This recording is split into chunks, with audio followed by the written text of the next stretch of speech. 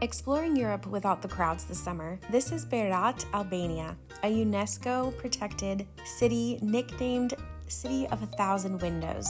This historic town's hills are covered in these beautiful white houses, making for perfect views. Believe it or not, we're actually on the rooftop of a supermarket right in the main downtown square. It's free to come up here. The food isn't anything to write home about, but come up for the drinks and the views. The city is incredibly walkable, and all of the spots that we entered were free of charge, including the churches.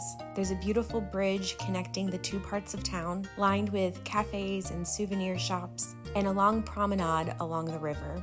One of the main sights to see, of course, is going all the way up to the top of the hill here to visit the fortress. It's quite a steep hike for many, so you can also take a cab for about $7 all the way up. The hotels and restaurants are littered throughout these winding, beautiful, old stone streets, and yes, we definitely got lost in them at one point.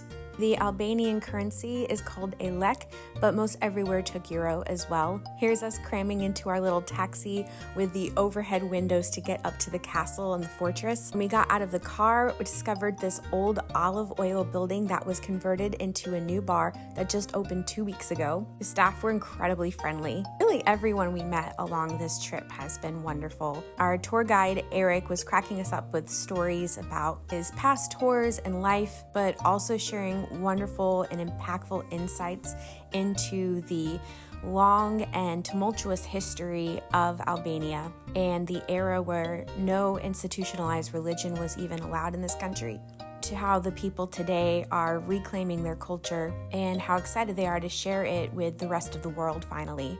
At the very top of the fortress is a cafe. You can have a drink to rest. If you know anything about me and my videos, I love doing that. At the tippy top is a big overlook. I'm a little afraid of heights like my mom, so we didn't go all the way looking over the edge, but you certainly can. And inside the main hotel is a gorgeous restaurant that you can get traditional Albanian food. And we met this wonderful young lady. Her business is called Nemo's Choice. She hand sews all the scrunchies in her shop in the downtown. She has like 14,000 followers on Instagram. I got 2 of her scrunchies. I absolutely love them. They're oversized. I highly recommend checking her out. Really, this whole town just feels like a fairy tale. It's perfect for a day trip or overnight. Follow for more tips.